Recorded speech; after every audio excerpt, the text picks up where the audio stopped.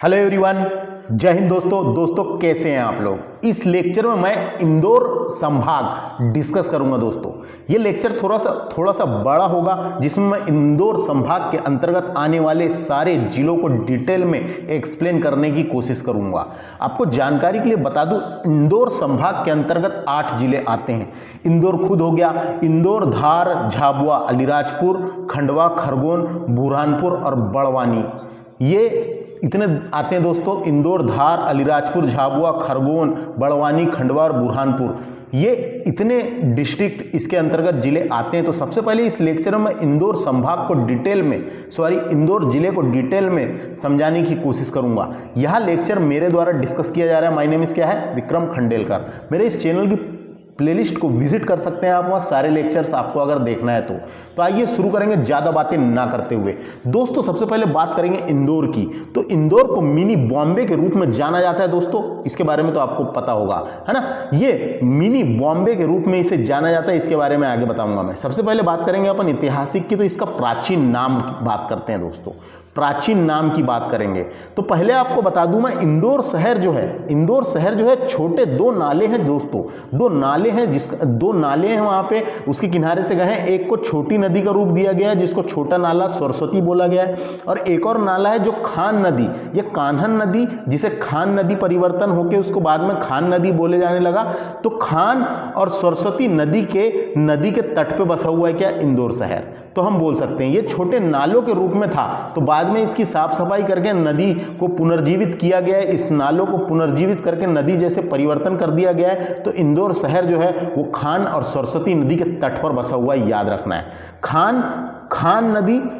खान छोटी नदी का रूप है, ये एक नाले का रूप है, नदी बना दिए हैं उसको पुनर्जीवित करके। तो खान और सरस्वती नदी के तट पर स्थित है यहाँ, है ना, ये याद रखना है। ये दोनों छोटी नदियां शहर के केंद्र में आकर मिलती हैं, है ना। इतना बात करते हैं अपन। उसके बाद यहाँ पे संगमनाथ या इंद्रेश्वर नाम का, इंद्रेश्वर देखो यहाँ पे लिखा हुआ है इंद्रेश्वर नाम का दोस्तों, इंद्रेश्वर का 8वीं सदी का एक छोटा मंदिर मौजूद है। इंदौर का नाम इसी देवता के नाम पर आधारित है। ये जो मंदिर है इस देवता के नाम पर ही आधारित है। इंदौर शहर का नाम 8वीं शताब्दी में एक छोटी मंदिर मौजूद था वहाँ उसके बाद मौजूद था। तो इंदौर का नाम इसी देवता के नाम पर आधारित है, इतना याद रख सकते हैं आप। तो इसके प्राचीन नाम, इंदौर नाम कैसे पड़ा, तो इसका प्राचीन नाम इंद्रपुर था। वहाँ इंद्रेश्वर नाम का एक मंदिर है, उसी देवता के नाम पे इस मंदिर और उसमें जो मूर्ति है उस देवता के नाम पे इसका नाम इंदौर पड़ा, और इसका नाम इंदूर भी मिलता है। तो इसका प्राचीन नाम क्या क्या देखे दोस्तों अपन ने, इंद्रपुर, इंद्रेश्वर और इंदूर मिलता है। तो याद रखना है किसका प्राचीन नाम है करके क्वेश्चन आ सकता है, इसलिए आपको जानकारी होना है ना। उसके बाद बात करेंगे दोस्तों अपन क्या, होलकर वंश की राजधानी। तो दोस्तों आपको जानकारी के लिए बता दूं, होलकर राजवंश के बारे में आपने पढ़े होंगे। होलकर राजवंश भारत में इंदौर के मराठा शासक थे दोस्तों, एक प्रकार के मराठा शासक थे जो इंदौर तरफ राज किया करते थे, शासन किया करते थे, है ना, शासन किया करते थे। तो यहां से इतना क्वेश्चन आ सकता है अपने को, जो होलकर वंश के संस्थापक कौन थे, मल्हार राव होलकर थे दोस्तों। होलकर वंश के संस्थापक मल्हार राव होलकर थे। तो होलकर वंश की राजधानी इंदौर थी दोस्तों। होलकर वंश की राजधानी क्या थी, इंदौर थी। होलकर वंश की राजधानी क्या थी, इंदौर थी। तो होलकर वंश की ही एक शासिका हुई है जिसका नाम था अहिल्याबाई होलकर। अहिल्याबाई होलकर ने अपनी राजधानी महेश्वर स्थानांतरित की थी दोस्तों। क्वेश्चन आता है होलकर वंश की राजधानी कौन सी थी, इंदौर, लेकिन अहिल्याबाई होलकर ने अपनी राजधानी महेश्वर स्थानांतरित की थी। महेश्वर स्थानांतरित की थी। क्वेश्चन आता है महेश्वर को राजधानी किसने बनाया था, तो अहिल्याबाई होलकर ने बनाया था, इतना याद रखना है ना। ये क्वेश्चन आ सकता है। होलकर वंश की राजधानी इंदौर थी, मैंने बता दिया। महेश्वर को राजधानी अहिल्याबाई होलकर ने बनाया था। इंदौर में स्थित राजवाड़ा का निर्माण, दोस्तों राजवाड़ा स्थित है वहां पे एक राजवाड़ा जिसे होलकर पैलेस या राजवाड़ा पैलेस या पुराना महल भी कहा जाता है। इंदौर में स्थित यह ऐतिहासिक महल है दोस्तों, जिसका निर्माण लगभग दूसरी शताब्दी में मराठा साम्राज्य के होलकरों द्वारा करवाया गया था। उस समय की वास्तुकला एक उदाहरण है दोस्तों। यहाँ पर 7 मंजिल संरचना है जो होलकर क्षत्रियों के पास स्थित है, यानी होलकर के द्वारा बनाई गई थी। और उनके आकार बस इतना याद रख सकते हैं। तो क्या क्या बोला मैंने इसको, राजवाड़ा पैलेस कहाँ पर है पूछेगा, इंदौर में है राजवाड़ा पैलेस। इसको होलकर पैलेस या पुराना महल भी कहा जाता है। इसका निर्माण मल्हर राव होलकर ने करवाया था, क्वेश्चन आ सकता है। मल्हर राव होलकर ने राजवाड़ा पैलेस का निर्माण करवाया था, या ऐसे क्वेश्चन आते हैं कई बार राजवाड़ा पैलेस कहाँ पर है, तो अपने को याद रखना है इंदौर में है। भौगोलिक देखते हैं कुछ काम का इसमें। तो देखो भौगोलिक में है, इंदौर शहर खान एवं सरस्वती नदी के किनारे स्थित है दोस्तों। तो मैंने आपको बताया था अभी थोड़ी देर पहले, इंदौर जो है इसका पहले नाम क्या था, इसका पहले नाम कान्हा था दोस्तों। तो कान्हा था, तो फिर बाद में खान नदी बोलने लगे उसको, अपभ्रंशों के परिवर्तन के कारण खान नदी हो गया, है ना। तो इंदौर शहर खान एवं सरस्वती नदी के किनारे स्थित है दोस्तों। तो इंदौर में कान्हन और सरस्वती नामक 2 नदियों को पुनर्जीवित किया गया है दोस्तों। एक नाले के रूप में तब्दील हो गई थी ये, तो उसको पुनर्जीवित किया गया है। एक समय ऐसा भी था जब कान्हन नदी इंदौर से सबसे बड़े नाले के रूप में पहचानी जाती थी। जो कान्हन नदी थी या कान्हा नदी थी, ये इंदौर के सबसे बड़े नाले के रूप में पहचानी जाती थी। किंतु ये जो 21 किलोमीटर लंबी है, इसका अधिकांश हिस्सा साफ कर चुका है। इसको पुनर्जीवित किया गया है और नदी के रूप में परिवर्तित कर दिया गया है। तो इतना याद रखें यहाँ से। और यहाँ पे एक सरस्वती नाम की नदी भी है दोस्तों, छोटे नाले के रूप में, है ना। तो उसको भी पुनर्जीवित किया गया है। तो इंदौर शहर खान एवं सरस्वती नदी के किनारे स्थित है। तो ये वाला क्वेश्चन आते रहता है, इंदौर शहर किस नदी के तट पे बसा हुआ है, तो खान नदी। खान नदी अगर क्वेश्चन ऑप्शन नहीं देगा तो कान्हा नदी देगा दोस्तों, कान्हा, है ना। इसी का नाम परिवर्तित होके खान टाइप बोल के खान बोलने लगे उसको। इंदौर शहर की जल आपूर्ति देखते हैं। तो इंदौर शहर में जल की आपूर्ति कहां से होती है दोस्तों, तो ये चोरल परियोजना के द्वारा होती है दोस्तों। तो इंदौर में एक नदी है, चोरल नदी इंदौर जिले के विंध्याचल रेंज से निकलती है और पहाड़ी के बीच से बहती हुई दक्षिण की ओर बहती है और पाताल पानी झरने के पास विंध्याचल से निकलकर दक्षिण में मुड़ जाती है और मुड़ने के बाद ये नदी आगे जाकर नर्मदा नदी में मिल जाती है दोस्तों। ये इसकी लंबाई टोटल 55 किलोमीटर है। तो इसको याद रख सकते हैं, चोलर नदी आके नर्मदा नदी में मिलती है। इंदौर के नीचे धार के पास से नर्मदा नदी बही है, तो नीचे आके विंध्याचल पर्वतमाला के ढलान से नीचे आते हुए पाताल पानी झरने से होते हुए ये नर्मदा नदी में मिल जाती है दोस्तों। तो इसी नदी पे चोलर परियोजना बनी हुई है, चोलर परियोजना। तो इंदौर शहर की जल आपूर्ति कहां से होती है, तो ये चोलर परियोजना से होती है। क्वेश्चन आता है कई बार, इंदौर शहर की जल आपूर्ति कहां से होती है, चोलर नदी से होती है, याद रखना है ना। बात करेंगे नेक्स्ट, इंदौर के अन्य नाम क्या क्या है, तो अपन देखते हैं। तो आपको जानकारी के लिए बता दूं दोस्तों, है ना, इंदौर के अन्य नाम है, मध्य प्रदेश का मैनचेस्टर भी कहा जाता है इसको, मैनचेस्टर कहा जाता है दोस्तों। आपको जानकारी के लिए बता दूं, अगर क्वेश्चन आता है भारत का मैनचेस्टर किसे कहा जाता है, तो भारत का मैनचेस्टर अहमदाबाद को कहा जाता है दोस्तों, याद रखना है ना। उत्तर भारत का मैनचेस्टर किसे कहा जाता है, तो उत्तर भारत का मैनचेस्टर कानपुर को कहा जाता है, क्योंकि कपड़ा उद्योग की प्रचुरता के कारण कानपुर को पूर्व का मैनचेस्टर या उत्तर भारत का मैनचेस्टर भी कहा जाता है। कानपुर में विश्व का चमड़ा राजधानी के रूप में भी जाना जाता है दोस्तों, कानपुर को, है ना। उसके अलावा बात करेंगे दक्षिण भारत का मैनचेस्टर किसे कहा जाता है, तो दक्षिण भारत का मैनचेस्टर कोयम्बटूर को कहा जाता है दोस्तों। कोयम्बटूर कहाँ पर है, ये तमिलनाडु में है। ये भी फेमस है काहे के लिए, तमिलनाडु का सबसे अधिक औद्योगिक जिले में से एक है। यहाँ कपड़ा, औद्योगिक, वाणिज्य, शैक्षणिक, सूचना प्रौद्योगिकी, स्वास्थ्य सेवा और विनिर्माण के लिए जाना जाता है कोयम्बटूर। तो मैंने क्या बताया, अगर अपने को क्वेश्चन आता है मध्य प्रदेश का मैनचेस्टर किसे कहा जाता है, तो इंदौर को कहा जाता है, क्योंकि कपड़ा उद्योग के लिए फेमस है। मध्य प्रदेश की कपड़ा राजधानी किसे पूछा जाएगा, किसे कहा जाता है, तो इंदौर को याद रखना है। मध्य प्रदेश की कपड़ा वस्त्र राजधानी पूछेगा तो इंदौर को कहा जाता है, इसीलिए उसको कहा गया है मध्य प्रदेश का मैनचेस्टर। इसको मध्य प्रदेश का मिनी बॉम्बे भी कहा जाता है। मध्य प्रदेश नहीं, भारत में मिनी बॉम्बे के रूप में जाना जाता है इसको। किसको, इंदौर को मिनी बॉम्बे कहते हैं दोस्तों, मिनी बॉम्बे क्यों कहते हैं, मिनी बॉम्बे क्यों कहते हैं? तो भारत में क्षेत्रफल के हिसाब से दूसरे पायदान पर स्थित इंदौर को मिनी बॉम्बे के नाम से जाना जाता है। भारत में क्षेत्रफल के हिसाब से दूसरे पायदान पर स्थित, तो मुंबई दोस्तों, बॉम्बे कितना बड़ा है आप जानते हैं क्षेत्रफल के हिसाब से, है ना। क्षेत्रफल के हिसाब से बॉम्बे बहुत ही बड़ा जिला है, बहुत आबादी है वहाँ, घनी आबादी। तो क्षेत्रफल के हिसाब से दूसरे पायदान पर स्थित है अपना क्या, इंदौर, इसीलिए इसको तुलना की गई है। तो मिनी बॉम्बे यानी छोटा बॉम्बे कहा जाता है, याद रखना है।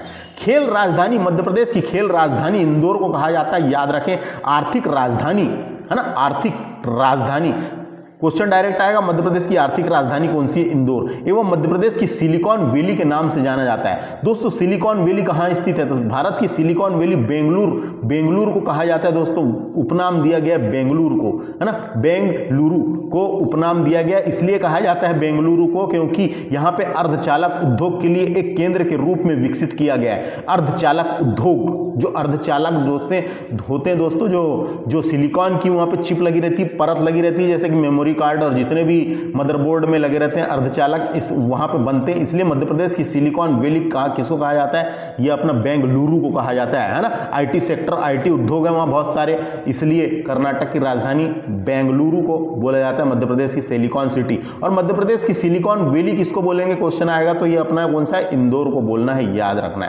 है ना।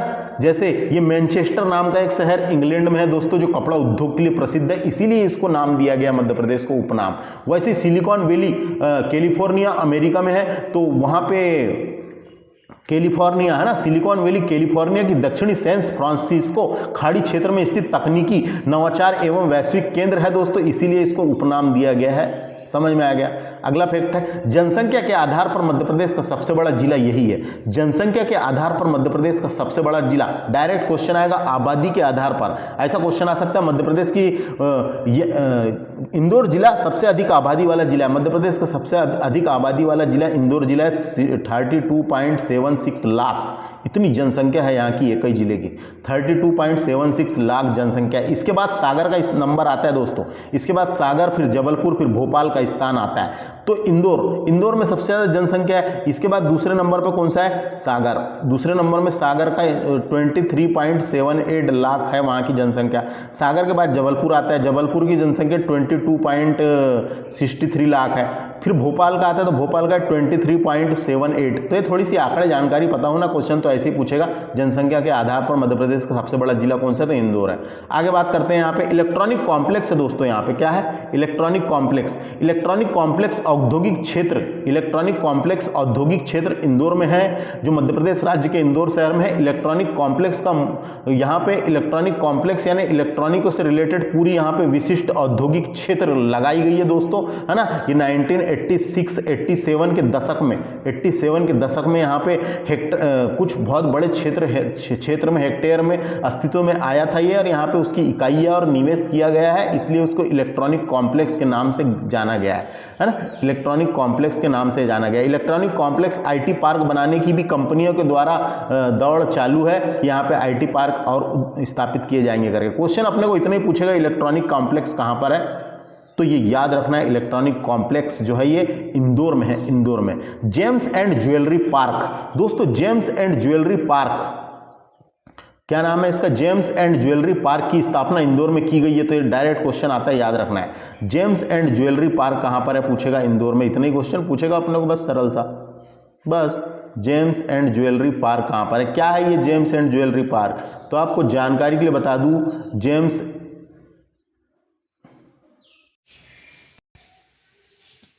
अब देखिए दोस्तों, जेम्स एंड ज्वेलरी पार्क ये इंदौर में है। डायरेक्ट क्वेश्चन आता है, जेम्स एंड ज्वेलरी पार्क की स्थापना की घोषणा 1995 में की गई थी। उसके बाद ये बनने की लगातार कोशिश हो रही है, लेकिन शिवराज सिंह सरकार के द्वारा जब ग्लोबल इन्वेस्टर्स समिट कराया जा चुका है ना, उसमें फैसला लिया गया कि अब इसको जल्दी शुरू करेंगे करके। तो डायरेक्ट क्वेश्चन आता है कि जेम्स एंड ज्वेलरी पार्क कहाँ पर है? तो ये इंदौर में है, इतना याद रखें। नेक्स्ट क्वेश्चन, नेक्स्ट फैक्ट देखते हैं क्या लिखा है। तो नेक्स्ट देखिए, देश का पहला डेटा सेंटर पार्क, देश का पहला डेटा सेंटर पार्क। तो इंदौर में एक बड़ी सौगात मिली है दोस्तों, और देश का पहला, दुनिया का चौथा डेटा सेंटर पार्क बनाया जा रहा है ना। तो देश का पहला और दुनिया का चौथा डेटा सेंटर पार्क बनाए जाने की, इंदौर में बनाने की तैयारी हो चुकी है। यह पार्क अभी सिर्फ 3 जगह है। एक तो कहाँ पर है, यूएसए में है, दूसरा कहाँ पर है, आयरलैंड में है, और तीसरा सिंगापुर में है। तो 3 ही जगह है। तो ये अपने यहाँ पे बनने वाला है। बोल सकते हैं हम इसको भारत का पहला और देश का चौथा डेटा सेंटर पार्क यहाँ बनेगा। कहाँ पे अपना, यहाँ पे इंदौर में। इसको याद रख सकते हैं, इंपॉर्टेंट है, इसको याद रख सकते हैं। तो यहाँ पे जो है इतना ही याद रखें बस। क्रिस्टल आईटी पार्क कहाँ है, क्वेश्चन आएगा दोस्तों। क्रिस्टल आईटी पार्क, तो क्रिस्टल आईटी पार्क इंदौर में है। आईटी पावर बनाने की तैयारी जा रही है। इसको आईटी पावर बनाएंगे बोलते हैं इसको, इंदौर को। क्रिस्टल आईटी पार्क परिसर में बहुत बड़ा क्षेत्र में फैला हुआ है crystal IT park. Direct question आया, क्रिस्टल आईटी पार्क कहाँ पर है, तो इतना याद रखना है, इंदौर में। अगला है मध्य प्रदेश का सबसे बड़ा कपड़ा मिल। तो दोस्तों आपको जानकारी के लिए बता दूं, अगर ऐसा क्वेश्चन आता है मध्य प्रदेश की सबसे बड़ी कपड़ा मिल कहाँ पर है, तो मालवा कपड़ा मिल के नाम से इंदौर में स्थापित की गई थी। लेकिन मध्य प्रदेश की पहली सूती कपड़ा मिल, मध्य प्रदेश की पहली अगर पूछता है, मध्य प्रदेश की पहली सूती कपड़ा मिल तो 1906 में बुरहानपुर में स्थापित की गई थी। बुरहानपुर में स्थापित की गई थी, 1906 में बुरहानपुर में स्थापित की गई थी, याद रखना है। मध्य प्रदेश की पहली सूती कपड़ा मिल 1906 में बुरहानपुर में स्थापित की गई थी, इतना याद रखें, है ना। अगर ये पूछेगा सबसे बड़ी मिल कौन सी है मध्य प्रदेश की, तो मालवा कपड़ा मिल है जो इंदौर में है। उसके बाद देखते हैं यहाँ पे क्या है। तो यहाँ पे Lata Mangeshkar government music college भी है दोस्तों। तो लता मंगेशकर संगीत अकादमी इंदौर में बनाई जाएगी। तो यहाँ पे एक कॉलेज और म्यूजियम भी बनाया गया है साथों साथ। तो इसको याद रखना, क्वेश्चन आता है। इंदौर में लता मंगेशकर के नाम पर संगीत अकादमी और संग्रहालय का निर्माण हुआ है। संग्रहालय का निर्माण हुआ, ये डायरेक्ट क्वेश्चन आ सकता है दोस्तों। लता मंगेशकर का जन्म भी इंदौर में हुआ था, याद रखना है। और इसके अलावा जो सलमान खान का जन्म भी इंदौर में हुआ था, ऐसे क्वेश्चन आ जाते हैं। लता मंगेशकर और सलमान खान, इन दोनों का जन्म इंदौर में हुआ था, इतना याद रखें। सांस्कृतिक एवं पर्यटन देखेंगे तो यहाँ पे प्रमुख कांच का जैन मंदिर है दोस्तों। कांच का जैन मंदिर, तो कांच का मंदिर जिसका अर्थ है यहाँ पे कांच का मंदिर है दोस्तों। कांच मंदिर या कांच का मंदिर भी बोलते हैं। इंदौर में स्थित प्रसिद्ध जैन मंदिर है, जिसका निर्माण किसने करवाया था, इंदौर में स्थित प्रसिद्ध जैन मंदिर है, जिसका निर्माण नाम था उसका सर सेठ हुकुम चंद जैन, है ना। तो क्या बताया मैंने, कांच का मंदिर इंदौर में प्रसिद्ध जैन मंदिर है, जिसका निर्माण सर सेठ हुकुम चंद जैन ने करवाया था, याद रखना इतना। क्वेश्चन आता है कांच का मंदिर कहाँ है, इंदौर में। खजराना गणेश मंदिर, खजराना गणेश मंदिर है दोस्तों यहाँ पे। उसके बाद यहाँ पे एक और मंदिर है, खजराना गणेश मंदिर दोस्तों। इंदौर शहर के आसपास के अन्य शहरों में नागरिकों को खजराना मंदिर में बहुत ही विश्वास है, बहुत ही दर्शन करने आते हैं। यह मंदिर बहादुर महाराज रानी अहिल्याबाई होलकर ने बनवाया था दोस्तों, याद रखना है। क्वेश्चन आ सकता है किसने बनवाया था, तो इसका निर्माण अहिल्याबाई होलकर ने करवाया था। जो खजराना गणेश मंदिर है, इसका निर्माण अहिल्याबाई होलकर ने करवाया था। हिंदुओं का एक महत्वपूर्ण स्थान है खजराना गणेश मंदिर, जिसका निर्माण अहिल्याबाई होलकर ने करवाया था, इतना याद रखें। इसके बाद यहाँ पे बड़ा गणपति मंदिर भी है। बड़ा गणपति मंदिर नाम क्यों रखा गया, गणेश भगवान की यहाँ पे बड़ी प्रतिमा है। तो इस मंदिर को भगवान गणेश की मूर्ति के आकार के कारण, यहाँ का मूर्ति का आकार बहुत बड़ा आकार के कारण ही इसको बड़ा गणपति मंदिर कहा जाता है, याद रखना है। 25 फीट ऊंची प्रतिमा यहाँ पे स्थापित है, इसलिए इसको बोलते हैं बड़ा गणपति मंदिर। क्वेश्चन डायरेक्ट आ सकता है, बड़ा गणपति मंदिर कहाँ पर है, इंदौर में, इतना याद रखें। उसके बाद बात करेंगे अपन, अगला है आमिर खां संगीत समारोह। दोस्तों आमिर खां संगीत समारोह में उस्ताद आमिर खां की स्मृति में इंदौर में 3 दिन का लगता है हर बार, इसकी याद में क्या अमीर समारोह यानी इसको बोल सकते हैं अपन आमिर खां संगीत समारोह। तो उस्ताद आमिर खां की स्मृति में आयोजित किया जाता है इंदौर में।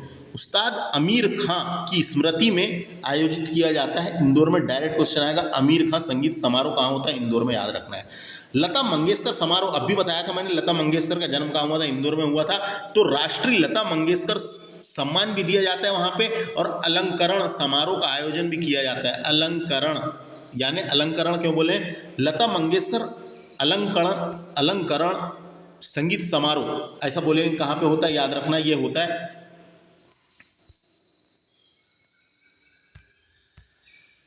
इंदौर में, है ना। ये होता है कहाँ, इंदौर में। लता मंगेशकर लता मंगेशकर संगीत समारोह पूछेगा, इंदौर। अगला है गौतमपुरा नामक स्थान है दोस्तों, गौतमपुरा में गोवर्धन पूजा के अवसर पर हिंगोट का युद्ध प्रचलित है। तो हिंगोट का युद्ध इंदौर से लगभग 55 किलोमीटर दूरी पर गौतमपुरा शहर, गौतमपुरा नामक स्थान है, वहां पर दिवाली के एक दिन बाद यानी पड़वा होता है, पड़वा दिवाली के एक दिन बाद पड़वा के रोज खेला जाने वाला पारंपरिक युद्ध है ये, है ना। पड़वा के दिन खेले जाने वाला पारंपरिक युद्ध है। इस युद्ध में प्रयोग होने वाला हथियार हिंगोट होता है, हिंगोट, इसीलिए उसका नाम हिंगोट का युद्ध रखा गया है। हिंगोट है दोस्तों, हिंगोट फल होता है एक, हिंगोट क्या है, एक प्रकार का हिंगोट फल के खोल में बारूद भरकर बनाया जाता है। हिंगोट जो होता है, हिंगोट फल के खोल में बारूद को भरकर बनाया जाता है, ऐसी क्वेश्चन आएगा। तो क्या बताया मैंने, हिंगोट का युद्ध कहाँ होता है, तो गौतमपुरा में होता है, इंदौर के पास, गौतमपुरा में होता है, इंदौर के पास हिंगोट का युद्ध। यानी दिवाली के दूसरे दिन इंदौर के करीब गौतमपुरा में होने वाला हिंगोट का युद्ध अब पूरे देश में विश्व प्रसिद्ध हो चुका है दोस्तों, है ना, पूरे देश में प्रसिद्ध हो चुका है। यह आज कलगी और तुर्रा जो होता है दोस्तों, कलगी और तुर्रा, जो मालवा में कलगी और तुर्रा सेना योद्धा एक दूसरे को हिंगोट से वार करते हैं, हिंगोट से वार करते हैं। मैंने बताया था हिंगोट क्या है, एक प्रकार का फल है ना। तो हिंगोट से वार करते हैं, हिंगोट से लगने से युद्ध लड़ते हैं दोस्तों, और उस हिसाब से कई लोग घायल भी होते हैं, कई दर्शक भी घायल होते हैं इसको देखने वाले। बस इतना याद रखना है, यहाँ से क्वेश्चन आएगा, हिंगोट का युद्ध गौतमपुरा इंदौर में। हिंगोट क्या है, तो फल है, मैंने बता दिया। IIT और IIM, तो इंदौर देश का एकमात्र ऐसा शहर है जहाँ पे इंदौर यानी IIT और IIM दोनों हैं। IIT का मतलब है इंडियन इंस्टीट्यूट ऑफ टेक्नोलॉजी, है ना, IIT Indian institute of technology, जिसकी स्थापना 2009 में की गई थी, और Indian institute of management IIM, जिसकी स्थापना 1996 में की गई थी। तो दोनों को सन याद रख सकते हैं, और ये नीचे वाला IIT और ऊपर वाला IIM है। फुल फॉर्म बता दिया मैंने, स्थापना याद रखना है बस। देवी अहिल्याबाई विश्वविद्यालय यहीं पे है, देवी अहिल्याबाई यूनिवर्सिटी विश्वविद्यालय, है ना, देवी अहिल्याबाई के नाम पे रखा गया विश्वविद्यालय, ये इंदौर में है, याद रखना, इतना ही क्वेश्चन आ सकता है। उसके बाद बात करते हैं अपन राजा रमन्ना लेजर अनुसंधान केंद्र, जिसकी स्थापना 1984 में की गई थी। तो राजा रमन्ना प्रौद्योगिकी केंद्र परमाणु ऊर्जा विभाग की एक इकाई है दोस्तों, ये परमाणु ऊर्जा विभाग की एक इकाई है, जो लेजर कण त्वरकों एवं संबंधित प्रौद्योगिकी के गैर नाभिकीय अग्रणी क्षेत्र के अनुसंधान एवं विकास के कार्य से जुड़ी हुई है, जो इंदौर में स्थापित है। राजा रमन के नाम पर रखा गया है, राजा रमन्ना लेजर अनुसंधान केंद्र 1984 में स्थापित किया गया था, इंदौर में। डायरेक्ट क्वेश्चन आता है कई बार, कहाँ पे करके। राष्ट्रीय सोयाबीन अनुसंधान केंद्र, इसको बोलते हैं ICAR, यानी कि इसको बोल सकते हैं Indian institute of soybean research, ये कहाँ पर है, इंदौर में है, याद रखना है। एशिया का सबसे बड़ा सोयाबीन प्लांट अगर पूछेगा तो उज्जैन में है, लेकिन ये रिसर्च सेंटर है। राष्ट्रीय सोयाबीन अनुसंधान केंद्र यानी Indian institute of soybean research, ये इंदौर में है, याद रखना है दोस्तों। उसके बाद बात करेंगे देवी अहिल्याबाई होलकर अंतर्राष्ट्रीय हवाई अड्डा। तो यहाँ पे देवी अहिल्याबाई होलकर अंतर्राष्ट्रीय विमान क्षेत्र है, हवाई अड्डा है, उसका नाम देवी अहिल्याबाई के नाम पे रखा गया है। तो इंदौर में विमान क्षेत्र इंदौर में स्थित है, यानी विमान क्षेत्र इंदौर में स्थित है, ये इसका नाम देवी अहिल्याबाई अंतर्राष्ट्रीय हवाई अड्डा है, याद रखना है, इंदौर में, ऐसी क्वेश्चन आएगा। बात करेंगे प्रमुख स्टेडियम की यहाँ की, तो सबसे पहले बात करते हैं अभय प्रसाल स्टेडियम। दोस्तों ये अभय प्रसाल स्टेडियम का ही एक और नाम है इंडोर स्टेडियम। इंडोर गेम खेले जाते हैं यहाँ पे, इंडोर स्टेडियम। क्वेश्चन कैसा ऐसा भी आया, इंडोर स्टेडियम कहाँ है, तो इंडोर स्टेडियम, ई से इंडोर और ई से इंदौर, ऐसा याद रख सकते हैं। इंडोर स्टेडियम इंदौर में है, याद रखना है। इंडोर स्टेडियम का नाम ही अभय प्रसाल स्टेडियम है, इसका पूरा नाम है अभय प्रसाल इंडोर स्टेडियम। अभय प्रसाल इंडोर स्टेडियम मध्य प्रदेश के इंदौर में स्थित इंडोर स्टेडियम है। इस स्टेडियम का निर्माण मध्य प्रदेश सरकार द्वारा टेबल टेनिस, बैडमिंटन आदि के आयोजन के लिए किया गया है। टेबल टेनिस, बैडमिंटन आदि के आयोजन के लिए भूमि में बनाया गया है ये, है ना। तो इसका उद्घाटन 1994 में अर्जुन सिंह के द्वारा कराया गया था। 1994 में अर्जुन सिंह के द्वारा कराया गया था। यहाँ पे संगीत कार्यक्रम, बैडमिंटन, बास्केटबॉल और लॉन टेनिस जैसे खेल आयोजन की मेजबानी भी हो चुकी है, मेजबानी भी कर चुका है, इतना याद रखना है। बात करेंगे नेक्स्ट स्टेडियम की, जिसका नाम है होलकर स्टेडियम। होलकर स्टेडियम इंदौर में है। होलकर स्टेडियम कहाँ पर है, इंदौर में है। होलकर स्टेडियम, डायरेक्ट क्वेश्चन आता है, इंदौर में है। इतना याद रखें बस। ऐसी क्वेश्चन पूछेगा होलकर स्टेडियम कहाँ है, इंदौर में। तो ये क्रिकेट का स्टेडियम है दोस्तों, होलकर स्टेडियम क्रिकेट का स्टेडियम है, इसलिए आपको बता दिया, कभी ऐसे क्वेश्चन भी आ जाते हैं। होलकर स्टेडियम क्रिकेट का स्टेडियम है, याद रखना है। होलकर स्टेडियम जो है क्रिकेट का स्टेडियम है। बात करेंगे नेहरू स्टेडियम की, तो नेहरू स्टेडियम भी इंदौर में है, नेहरू स्टेडियम भी इंदौर में है। नेहरू स्टेडियम जो है लोकेटेड इन इंदौर। और बात करेंगे यहाँ पे जो है क्रिकेट, फुटबॉल, खो खो और बास्केटबॉल, ये सब चीज़ों का आयोजन होता है ना। तो मैं बोल सकता हूँ इंदौर स्टेडियम, नेहरू स्टेडियम, यानी इंदौर स्टेडियम नहीं, नेहरू स्टेडियम इंदौर में स्थित है। यहाँ पे क्रिकेट, फुटबॉल और खो खो स्टेडियम भी है एक प्रकार का। यहाँ पे सब चीज़ का आयोजन हो जाता है, जैसे किस किस चीज़ का, क्रिकेट का, फुटबॉल का, खो खो का, सब ये आयोजन हो जाता है। इतना याद रखना है बस, इतना याद रखना है बस। तो इस तरीके से मैंने काम की जानकारी आपको दिया, तो समझ में आ गया। होलकर स्टेडियम काय क्रिकेट का, अभय खेल प्रसाल, यानी इंदौर में 3 स्टेडियम इंपॉर्टेंट है। एक तो होलकर स्टेडियम, अभय प्रसाल स्टेडियम, नेहरू स्टेडियम, और इसी का नाम है इंडोर स्टेडियम। तो ये इंदौर जिले के बारे में इतनी जानकारी मैंने आपको काम की दिया दोस्तों। तो लेक्चर कैसा लगा, अब मैं इसी लेक्चर में इंदौर शहर के अंतर्गत आने वाले जैसे धार जिले को डिस्कस करता हूँ, बाकी सब जिले को डिस्कस करूंगा। और टाइम भले ही हो जाए लेकिन पूरी जानकारी आपको देने की कोशिश करूंगा। वीडियो को स्पीड बढ़ा के देखा करें दोस्तों, उससे आपका टाइम बचेगा। तो आइए शुरू करते हैं, ज़्यादा बातें ना करते हुए। धार जिला